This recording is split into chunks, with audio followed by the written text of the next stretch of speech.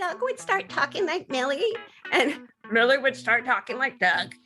And then I was like, oh, all right, I'll use that imperfection to make people laugh because, I mean, it was the first take. Like I improvised that whole thing. Hello, you are listening to the Late Bloomer Living podcast, where we are reimagining and redefining what it means to be in midlife, where we are gathering energy, momentum, and excitement for our next chapter via candid conversations with other midlifers about their own pivots, pitfalls, and triumphs. I'm Yvonne Marchese, your host, and I'm so happy you're here. You know, every now and again you meet somebody and you instantly fall in love. Well, that is what happened with my guest this week. Her name is Nina Hart, and Nina spends her time as a right-brained, highly sensitive, creative entrepreneur. She's passionate about helping artists and writers find their voice and reclaim the hooligan kid spirit that most people have buried under an adult veneer. Does that sound familiar to you? Do you feel that way sometimes? Don't you want to let out your inner hooligan? So Nina is a writer. She's a performer. She's a creativity coach. Her first collection of surreal short fiction, called Somewhere in a Town You Never Knew Existed Somewhere, was selected as a finalist in Forward Review's Indie Fab Book of the Year Awards. Nina was also an original member of the experimental dance troupe Contraband in San Francisco, and playing a purple electric bass, has recorded and performed with numerous bands. The reason I'm talking to her today is because writing wasn't always her thing. In fact, well, just come along on this little journey with me, and I hope you enjoy it. So without further ado, here's Nina Hart. Let's go.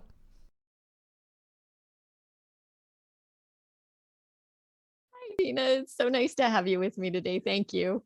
Oh, thank you, Yvonne. I'm just honored to be here. Oh my gosh, it's totally my honor. And I have to thank Miss Dina Bakowitz for introducing us. I'm just so glad she introduced us because she was spot on in seeing that your story is going to be so relevant to what I'm talking about midlife reinvention and how we're not done as we get older. And what I'd love to have you do is, first of all, tell folks what you do now, and then we can kind of backtrack and tell people how you got to what you're doing now and what the whole journey's been. Yeah, right now and for in perpetuity, I am the founder of Writing from the Top of Your Head workshops for writers and creatives. I've done retreats. I do one-to-one coaching. I have a membership called the Playhouse because we don't take ourselves too seriously as writers. And I help blocked writers tell the brave stories they were always meant to tell. And that's a vulnerable process. And I would say I've been through the fire myself, and I've come out the other side. And so pretty much Writing from the Top of Your Head is my journey. I take students and clients through the journey I went through of unwinding my academic expectations of being a writer, all of the things I learned about what it is to be an artist and to be good. And, you know, our culture has so much overlaid on artists, and so much perfectionism comes in at an early age. And I feel like part of my mission is to undo that kind of educational programming we've had about what it is to be an artist. So yeah, I created a whole program around that. And then I decided, why don't I become a creativity coach as well? Because I love the creative process and I am stumped by it and I am bothered by it and I am curious about it. And so becoming a coach, particularly for creatives, has really opened my eyes, not only to what it is to be a creative myself, but how creatives need tools and ways to work through all of the pitfalls, the fears that come up, when we decide we want to create something beautiful. We need help along the way. And I found that studying creativity coaching really opened my eyes to a whole new world. So I pass those two things along to my writers and creatives I work with. So Yeah, man, oh man. One of the things that I love on the about page of your website, you open up with saying, I'm just going to quote it here. If you're like me, you're exceptionally hard on yourself and your creations, and you feel vulnerable, sensitive, and ashamed when you write or share your writing. Man. And yeah, you go on to talk about how you were a shy, sensitive kid and that you were writing, but you weren't sharing it. I mean, that is so powerful. Like what happened? What happened for you to be able to start sharing your writing? How did you overcome that? yeah, that's such a great question. Um, it took me many years. I did, write when I was young, and I did get kudos for it.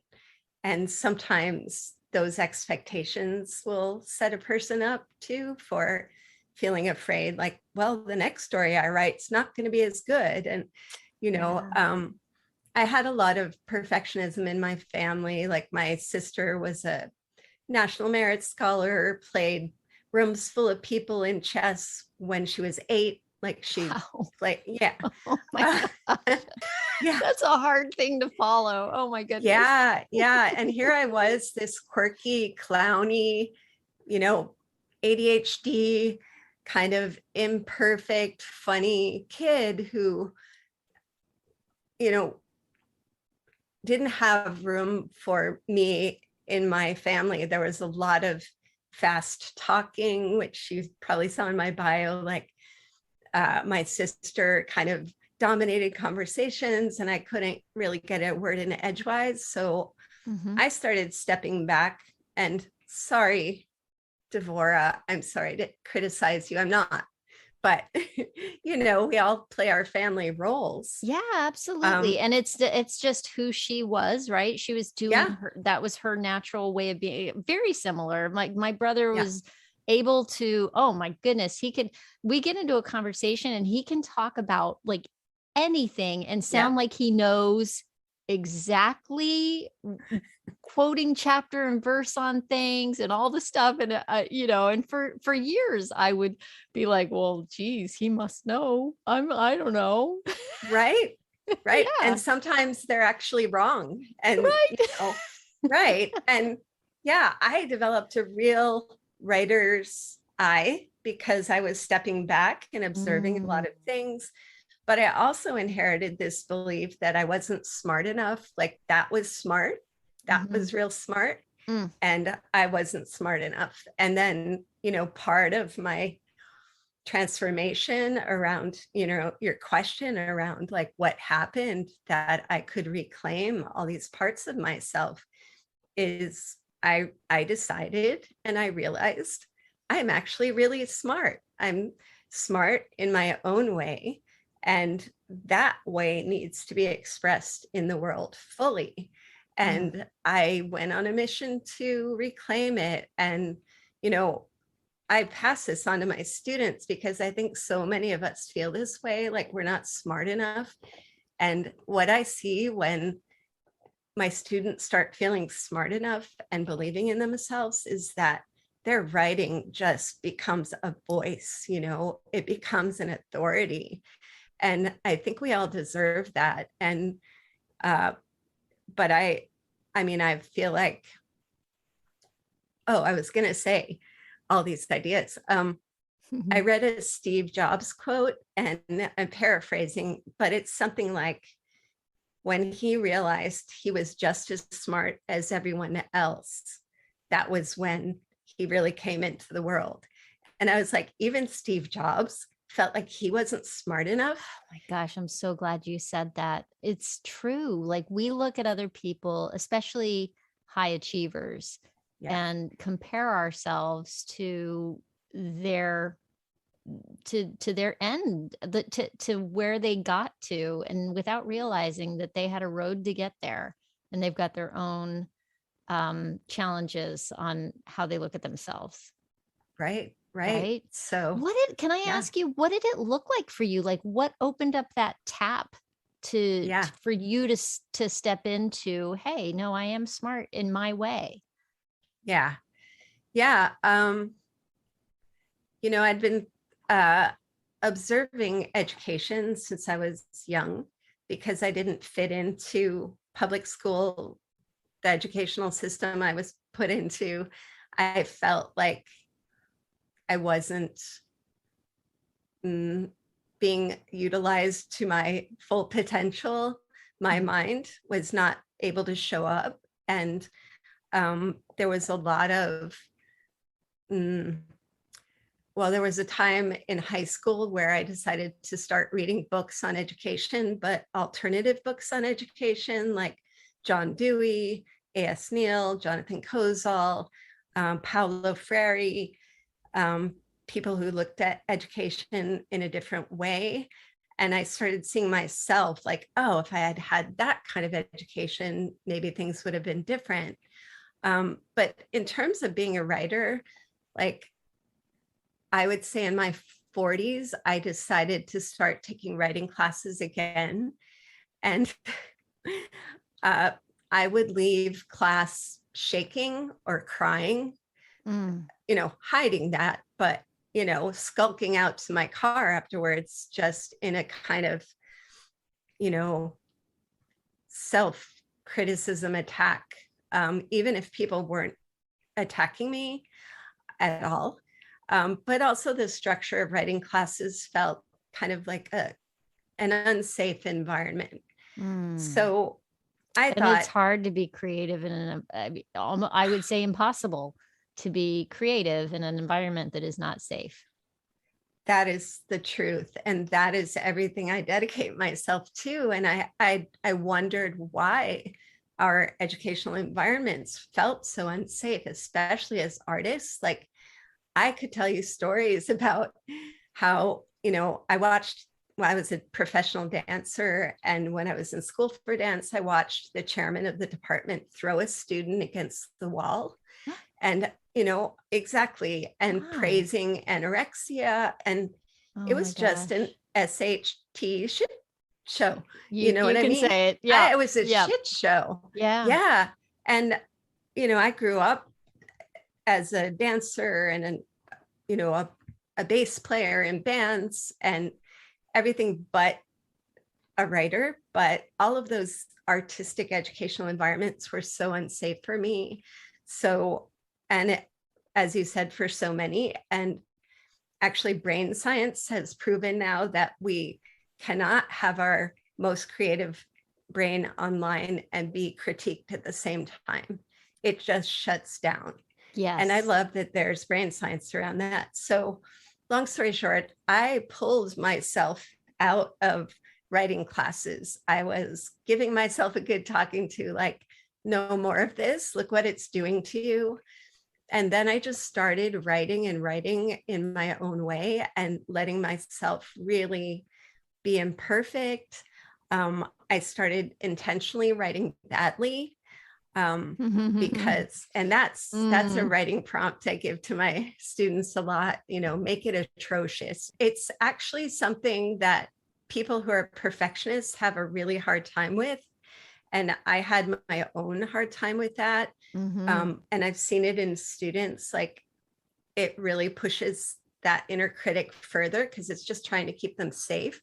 But the freedom on the other side, like that permission, as you say, to be as big as and as bad as possible. There's a video out there somewhere of an orchestra in the UK. It's called the Bad Orchestra. And it's just these normal people trying to learn an instrument, but they're purposely kind of being bad. And it's the most endearing. Oh my gosh. Like it's I have to actually, check that out. I know it's so refreshing, like the material that can come out of that place, because we're in a culture that's addicted to perfection. And so, yeah, I think unwinding all of that is crucial. And yeah, you should check that out. Um, So, and I am going to check it out, and I'll try to put a link to that in the show notes. So you started doing these writing exercises for yourself on your yeah. own. When did you start sharing? When did you take that leap to say, okay, I'm no longer just going to hang on to this, and I'm going to put it in front of somebody? Because that's like a Yeah. whole next level thing, right? Yeah, that gives me chills when you say it. Because that is a huge transition from Yeah. being, this person clutching their soul too close to themselves and being too afraid to like vulnerably share that. And um, so there are two parts to that question, that answer. One is that I was living in Seattle at the time, and I decided I would crawl back to a writing class, but it wasn't a writing class. I saw a sign on a cafe window that said Monday night writing group with Marilyn. Uh, it was in this musty bookstore cafe in Greenwood in Seattle. Mhm. And I was like, all right, I'll check it out once. It's free. It looks interesting. Her name's Marilyn. I like that name. So I started going to this Monday night group, and it was this motley crew of, Marilyn was in her 80s and she was a former English teacher. And the rest of the people were older, probably 70s, 80s. And then there were younger people who were of all stripes. Like there were sometimes homeless people that would come in to the group and just hang Wow. out. Yeah. Wow. And all we did was Marilyn shared these really bizarre prompts that she had made up. Like they were almost nonsensical, and they had some kind of magic in them that took me out of my thinking brain, like my Mm. ego and my thinking brain. And all we did was write on the prompts and then share with no feedback. We'd all just clap for each other and say, yay. And, I kept coming back Monday night after Monday night, and something happened to me. I know this sounds weird, but I felt basically the top of my head open to this point where all of this material started flowing into me that I had been blocking. Mm. And I just let it come through my pen. I was like, I don't care what I say, where I go. I'm not going to plan. I'm going to enjoy this. And actually, it was a level of enjoyment that I'd never experienced in writing because I was trying so hard to be good. Mm. And Emily Dickinson, she has a quote where she says, "It should feel like the top of your head is open. That is poetry." Mm. And I was like, when I read that, I was like, Emily, you go. Because I was on that amusement park ride. Like it was really like suddenly a whole different experience of creativity that I probably hadn't had since I was a child. You know how kids don't really care, they just Right. create. Yeah. Right. And so I was right, these wacky stories started coming through me. And that became my book of short stories. I have a book of surreal short stories called Somewhere in a Town You Never Knew Existed Somewhere. And I'm going to have to go pick that up, Nina. I wish I'd had time before we talked. Oh my gosh. Thank you. There's a link on my website. It's a warning. It's a wacky book, but I actually, when I wrote it, I also wrote badly in it purposely so I could experience publishing a book that was not perfect and that had literary mistakes in it. And if you read it, you might find some. But like I changed first person to third, like I just did weird things. Yeah. But On it went purpose. on, I love yeah, that. on purpose. And it went on to be a finalist in the Indie Fab Book of the Year awards for Look at short that. stories. Isn't that amazing? Isn't that Yeah, amazing? Oh my yeah. gosh, my mind is blowing up right now. And I will say that one of the things that I learned as an actor later on into my career, because I too, I mean, it's that struggle with the perfection and what you've been trained to do and what should happen. But the thing is as an actor, if the best actors, what they do is they get up and they've done all the work and it's all there and the choices have been made and then it's like you have to let it go. And if you don't let all that preparation go, then you are in your head watching yourself as a performer. And there is no way that what you're doing can have real life to it and real breath to it. It has to be like, poof, you have to let it go, which is Yeah, so scary. It's like a right. tightrope walk, you know? Yes, But you do feel like the top of your head opens up when you can access it, you know? right. And just Absolutely. amazing. Yeah. And when you're not trying to control, like you have faith in your craft, you have faith in what you've learned. And then there comes a point where it's like, it's the moment that shines. It's being present that really shines. And it does take courage to let that go. And as you said, you you find more uh, alive and interesting material when you're allowing yourself to let go. And it's across genres. It's in the acting, it's in dance, it's in Music and dance and all of it, right? performance. Yeah, yeah. Oh my gosh, I could talk to you all day. Oh my gosh, I Nina. know. I feel I that am way. I am I'm I wanted to ask you, so you published that book and you got some kudos and you got some validation, right, from that Yeah. book. Yeah. How how did that affect where you went next? Do you feel like it did? Did having some Yeah. sort of validation change what you were doing or give you more permission to keep going down that road or Yeah. I feel like it's kind of a constant sort of trajectory of like you put yourself out there, you take a risk, there's backlash, there's fear, there's self-criticism, there's trying to keep yourself safe.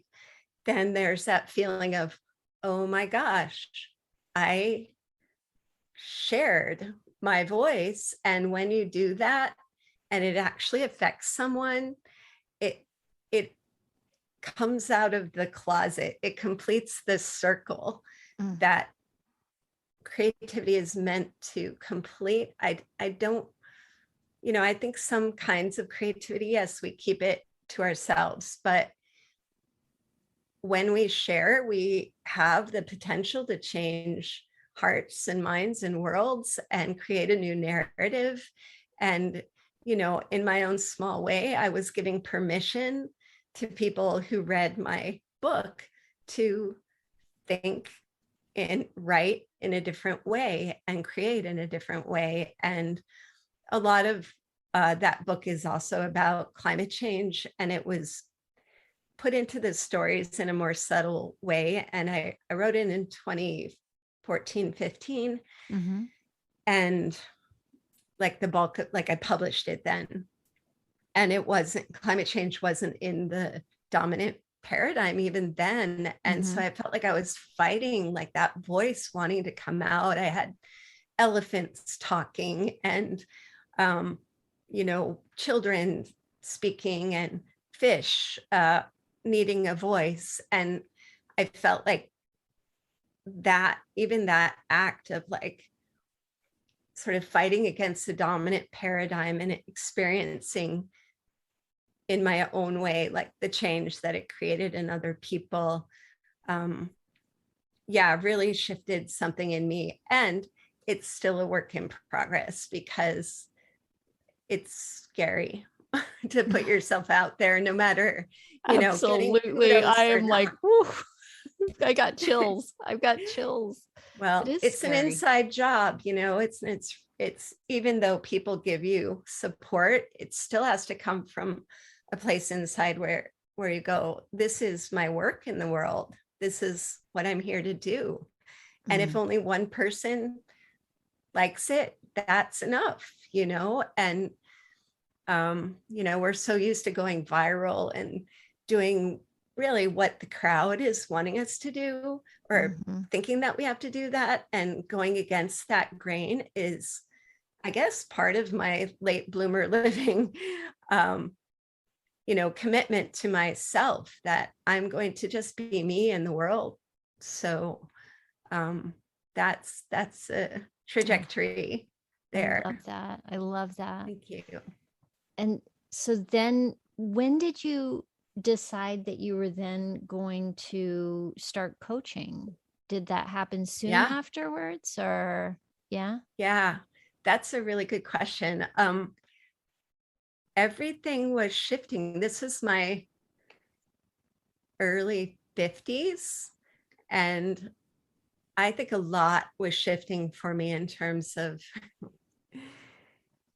just so much going on at that point in a woman's Yeah, life, I it's believe. yes, It's it a is a very potent time.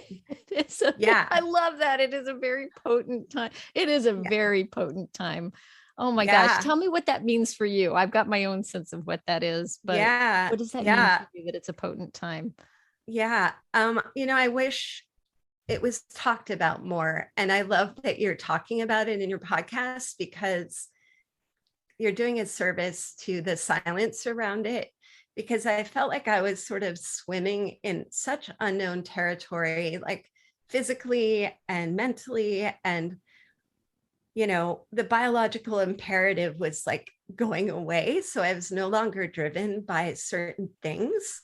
Mhm. And all of that energy kind of went to my other mission in my life, and like rose up to my heart, Mm. and into the world. So um I, again, like being a person who's shy, but a performer, like I have that dichotomy. Mhm. This is going to sound funny, but I had a friend recommend a psychic to me, and I don't like going to psychics because I don't like to be told anything. Mhm. But this psychic was really cool. And she said, why aren't you teaching? Why aren't you teaching what you're doing? And, what you did for yourself. And I was like, oh, I can't teach. I'm not an expert. Like that was where I went with it. Like we all have to Oh be, my gosh, I feel you, girl. Yeah. right. Yes. And Yes. it's part of that being smartness. Mm. And, we're taught that teachers are supposed to lecture in front of the big room and spout all their knowledge and look how smart I am. And and like I don't retain information like that, first of all, but I am very intuitive, and I come from a whole different place when I talk about writing, and or art or creativity. And I wasn't giving myself credit for that. And this psychic was basically saying, again, you are smart enough. Take that into the world. Start with the little tiny group. And it kind of blew my mind because of that whole expert programming. And Paulo Freire, the Brazilian educator, he talks about how in teaching, like people are not banks to be deposited into. They're Mm. actually,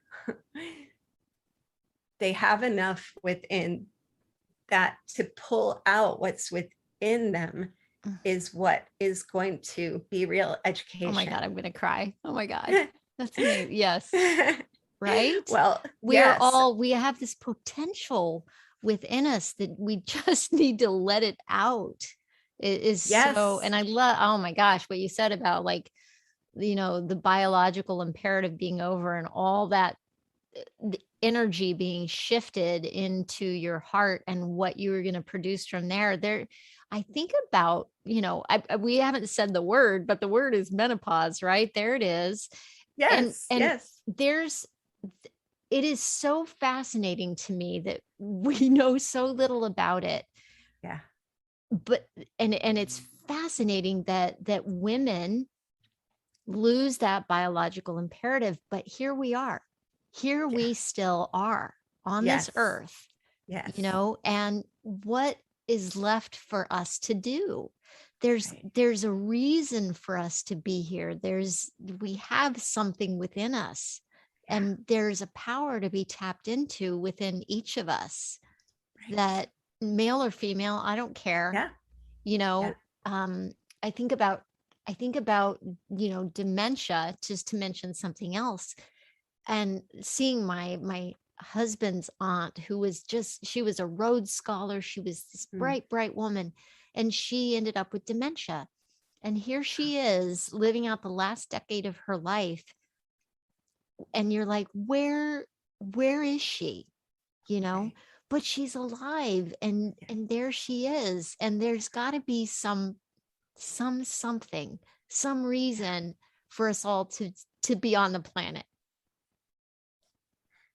Yes. Yes. And I would venture to say even more so, like, I think because we're so focused on beauty and youth and uh, early blooming, Yes. 30 and under 30 lists and all that. right, Yeah, right. yeah, And yeah. yeah, and I think other cultures, they revere women of our age because we actually have wisdom now. Like, I would say, I thought I knew what I was talking about when I was younger. And sometimes I really did. I will give it to myself, of course. But the kind of wisdom that starts integrating into our bodies and our souls and our minds at this age, it's so important that we are given space in the world, because what we are capable of doing at this age, I think is, I will say, far greater than for myself, what I could have done when I was younger. And it's badass. And and Yeah. we lose some of that fear and we lose some of that programming. And I think for us to be reborn in this way is like, we are needed and we're important. And, you know, even as artists, like, I work with a woman, I've worked with her in my classes for quite a while, and she's in her 80s, and she has a second life because she is allowing herself to really come forward at this age, and she could uh, be floundering right now at Mm-hmm. that age. And so Mm-hmm. could I. I could be floundering, and we all could be floundering at this age because of what we're told. Yes. And Oh my yet, gosh, the messaging is all around us. We've just, absorb it over time, and then it becomes just a running thing in the backs of our minds, and yeah, it requires like a vigorous reprogramming that's by choice, I think. exactly. Yeah, by choice and by, helping each other and by talking about it like you do in your podcast. Like, we have to share the power of this time in our lives, and we have to come into this synthesis again of who we're meant to be in the world, that, we take our whole life experience and now, like, it can become something greater. And um you know gosh, I was thinking of something that you said. Yeah. Oh, I was going to say, here it is. It came. Maybe this as an example, but when I was younger, I was in a dance company in San Francisco, and was called Contraband. Sarah Shelton Mann was the director. And when she hit like 50, 60, she's now probably almost 80. Mm-hmm. She's still choreographing. She's still dancing. She's still, Love that. she actually came into herself at around 50.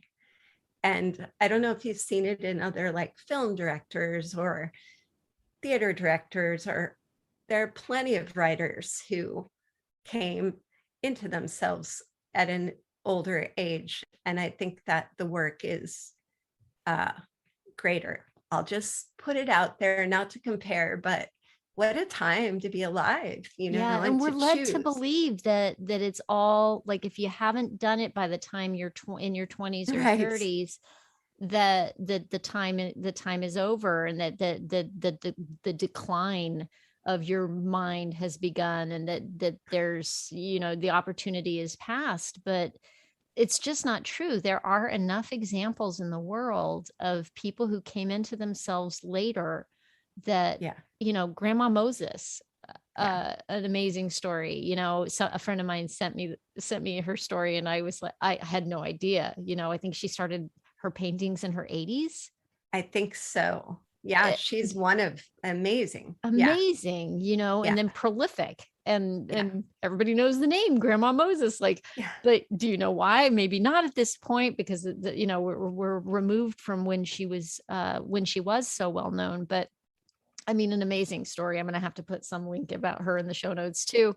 Yes. But yeah, it's there for us. It's there for Yeah. us to choose to step into in our way. Yeah. Like, your sister was smart in a way, and you were smart in another way. And Right. it's, we all have a gift. We just have to be brave enough to let the light shine on it, and let other people see it and share it. Right. Ah, yeah. And I would say I was what they call masking my gifts earlier on in my life, like kind of playing it safe a little bit. And um, but also, not feeling like I was good enough to Mm-hmm. step into the things I was really interested in. So I think that's a journey too. Yeah, So absolutely. Oh my goodness. I have to say, yeah. so you and I were talking earlier about, the other day you posted a video on Instagram, that was just, I couldn't stop watching it. I think it ended up being 7 minutes or something like that, right? It's And 7 whole minutes. I think it Yeah. is. I think it is. Yeah. Yeah. And Yeah. I just kept watching it. And at first I was like, what is this? And and it just ended up being so funny and quirky and cute and unique. And it was you talking about how you were afraid to be on camera. And oh my gosh, I can so relate. And people might not believe me if they were to if they were to look at my Instagram feed currently, they would be like, you are not afraid to be on camera. But you know what? I totally, a year and a half ago, 2 years ago, completely freaked out at the idea of putting myself out there in that way. So I totally related to your video with your little friends. And folks, you were hiding behind a little dinosaur puppet head and a little shark head, who were having a conversation. It was a very Mr. Rogers kind of presentation, Well, Oh my God, there they are. I'm not very good at aiming them at the camera, but That's there they are. hilarious. This is Doug here, Doug dinosaur. Doug the dinosaur. Yeah. Oh And this my is goodness. Millie the shark. And she's so sweet. She smiles a lot. Oh, But yeah, yeah, thank you so much. Again, like, we all have these growth edges where, we can't get over something.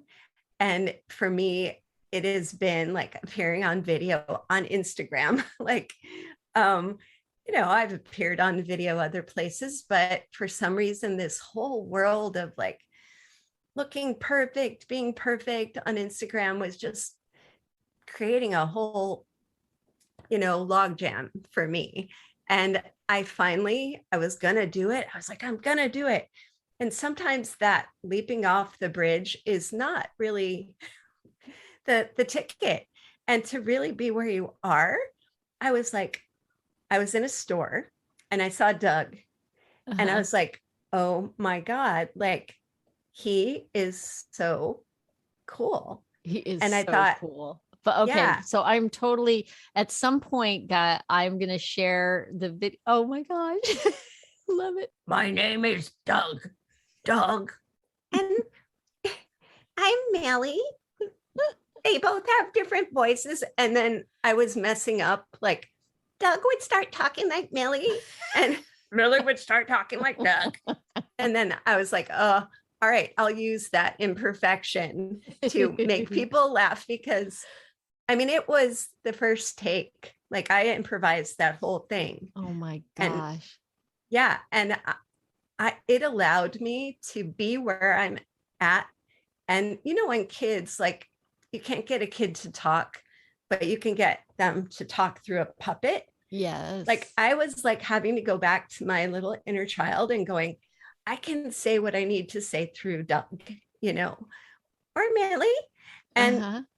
it suddenly became like this very cathartic, playful alternative to having to show up as perfect on camera. And it created a modeling for other people. I hope that they That's can what I do it. loved about it. And I will say this, that for me, I'm watching you do it, and that it was scarier to me, even though your face didn't appear, your authenticity was there in full bloom. And I think that does give other people permission, and two, I know the call to do this. You have a coaching business, and Yeah.